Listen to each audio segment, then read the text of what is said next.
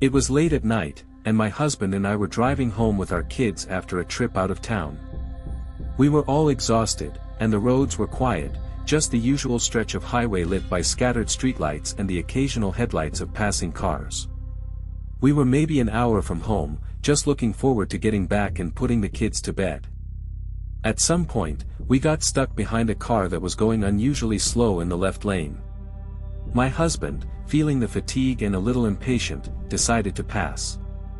It wasn't the smoothest maneuver. He pulled ahead a little too quickly and merged in front of the car with a bit more force than necessary. Nothing reckless, but definitely more aggressive than he'd usually drive. We didn't think much of it at the time. Just one of those moments that happen when you're overtired and ready to be home. But the driver behind us clearly took it personally. Not long after we got ahead, the car sped up and began tailgating us. At first, we figured it was just someone blowing off steam, trying to make a point. But the car stayed right on our bumper, too close for comfort, and didn't let up. It went on long enough that the adrenaline started to kick in, replacing the fatigue we'd both been feeling just moments before. We started to worry. This wasn't just a momentary road rage reaction anymore. This guy was following us. We made the decision not to drive straight home. The last thing we wanted was for this stranger to find out where we lived, especially with our kids in the back seat. Instead, my husband took an early exit off the highway, hoping that maybe the guy would just keep going or lose interest. But he didn't. He took the exit too. Now we knew it was deliberate. We drove through random neighborhoods, making turns here and there to try to lose him.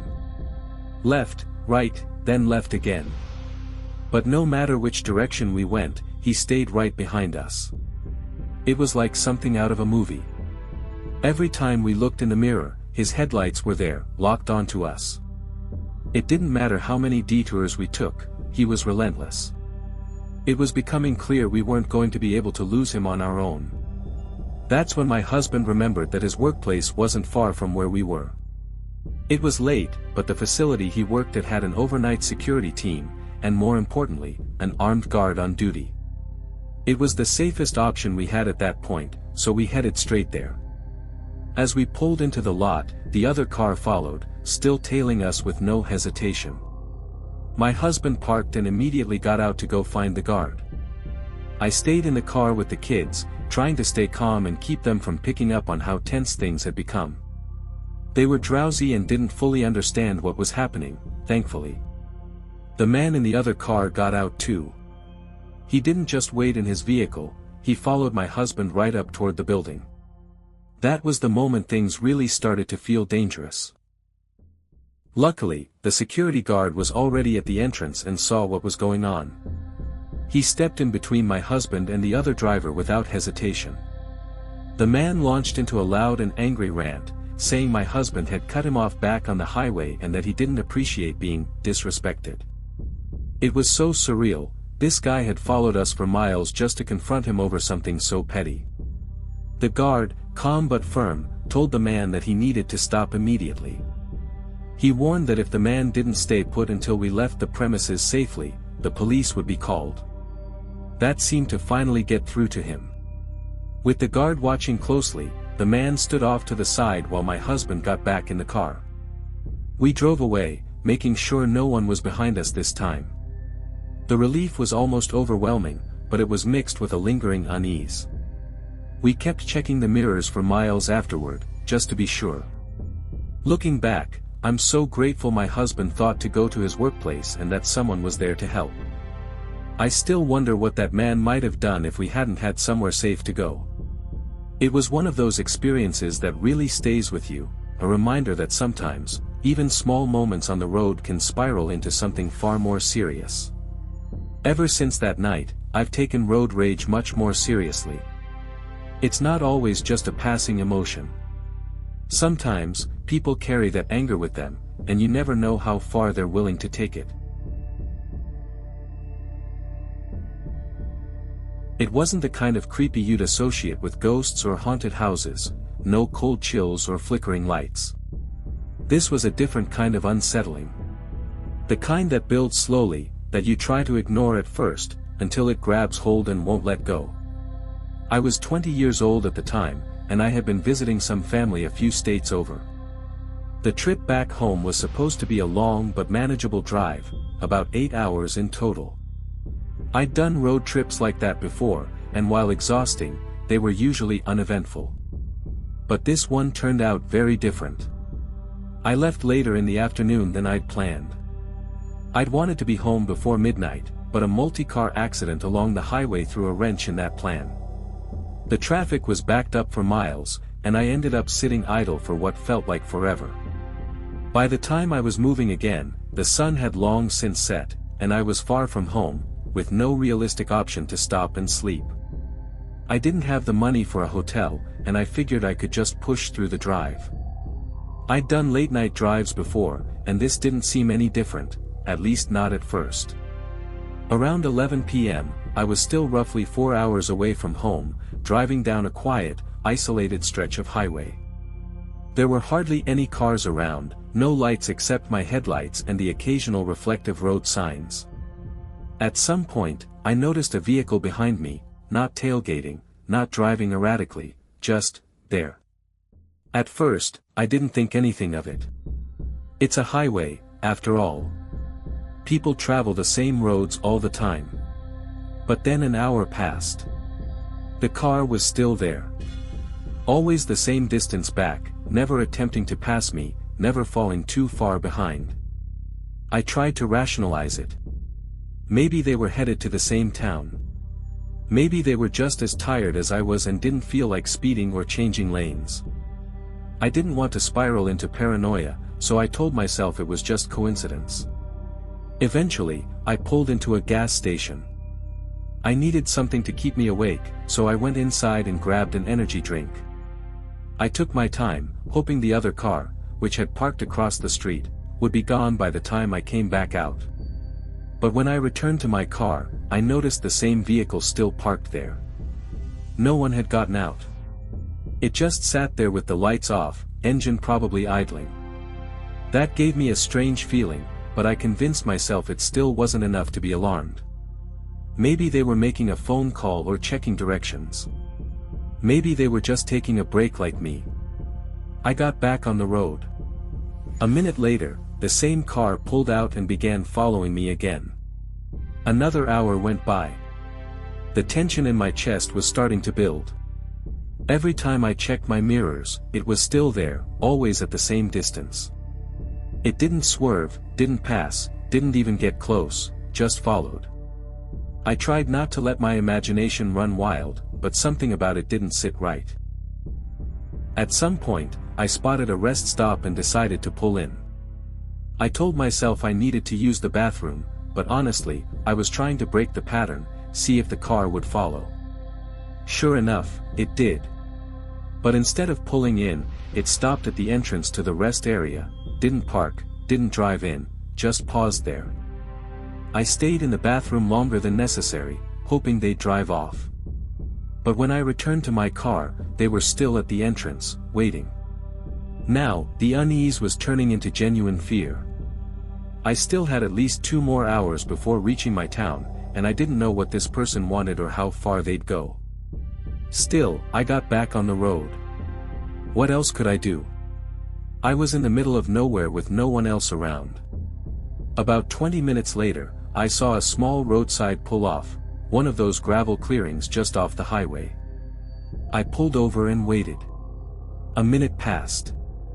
Then the car pulled into a similar pull-off, directly across the road from me. Again, no one got out. They just sat there. That was the moment I knew something was definitely wrong. I didn't wait around to see what would happen next. I hit the gas and drove faster than I had all night.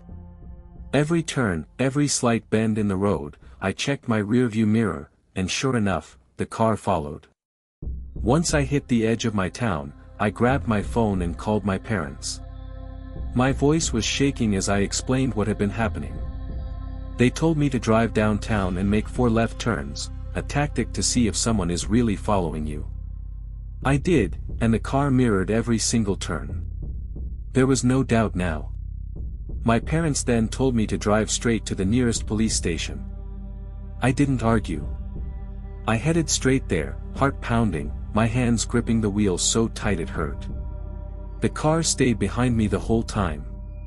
But the moment I turned into the police station parking lot, the vehicle suddenly accelerated and sped away, way faster than the speed limit, disappearing into the night before I could even catch the license plate. I rushed inside and told the officer on duty what had happened. They took down the details and said they'd send a patrol car out to look for the driver. But I never heard back. No updates, no follow-up, nothing. Whoever it was, they were gone. To this day, I have no idea what that person wanted or why they followed me for hours. Were they planning something? Were they just trying to mess with me? I'll never know, and honestly, I'm not sure I want to. The whole experience shook me more than I realized at the time. Even now, years later, I still get anxious when I notice a car behind me for too long at night. If they make the same turns I do, my heart rate spikes. I find myself reaching for my phone, ready to call someone, just in case. It wasn't the kind of story that ends with a big reveal or some dramatic confrontation. But in a way, that makes it worse.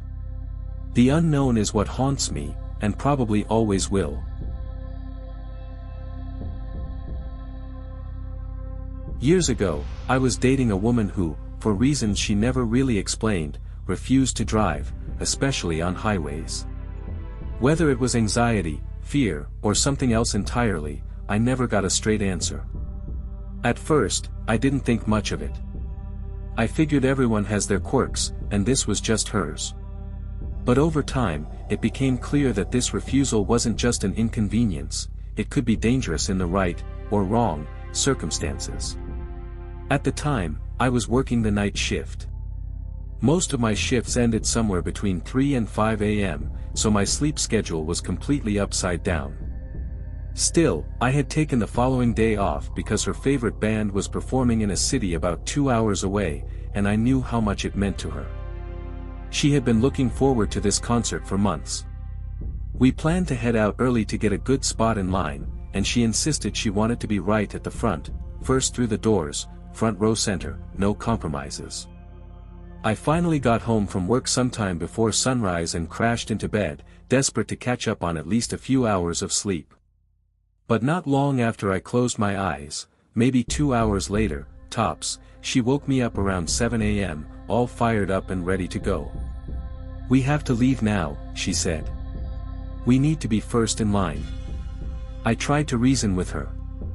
Told her the venue wouldn't even be open for hours, and we could still get a good spot if we left a bit later. But she was insistent. Reluctantly, I got dressed, grabbed my keys, and climbed into the driver's seat. Of course, she wasn't going to drive, not even a portion of the way.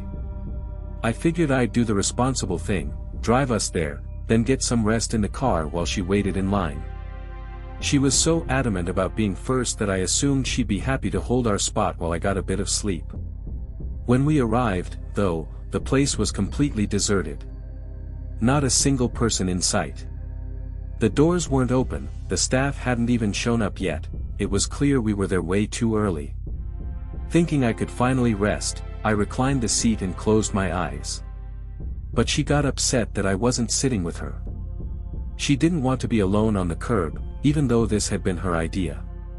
So, running on fumes, I dragged myself out of the car and sat next to her. Hours went by. Literal hours. We just sat there in the freezing cold, February in the Midwest, watching the day crawl by. At one point, an employee walked past and offered us some hot chocolate out of sympathy. That's how long we'd been sitting there looking miserable. It wasn't until late afternoon that others began to show up. And by then, I was past tired, I was mentally and physically drained. Despite all that, the concert itself was actually a good time. I'll give her that. She was ecstatic, completely in her element. Singing along, jumping up and down, beaming with happiness. For a few hours, the misery of the day faded into the background, replaced by loud music and adrenaline. But as the show wound down, reality started to creep back in. I wasn't just tired anymore, I was beyond exhausted, and we still had a 2-hour drive ahead of us. As we walked back to the car, I asked if she'd be willing to drive, just for a little while. I explained how little I'd slept, how I was barely holding it together. She didn't even consider it. Just flat out refused. No discussion, no compromise. So once again, I got behind the wheel. That drive back was one of the most terrifying experiences of my life. About halfway home, something strange started happening. I couldn't focus, but worse than that, I started seeing things. I was hallucinating. At first, I didn't realize what was happening. My brain was so fried that I mistook clouds on the horizon for traffic. I remember staring at one cloud in particular, thinking, why can't I pass this truck?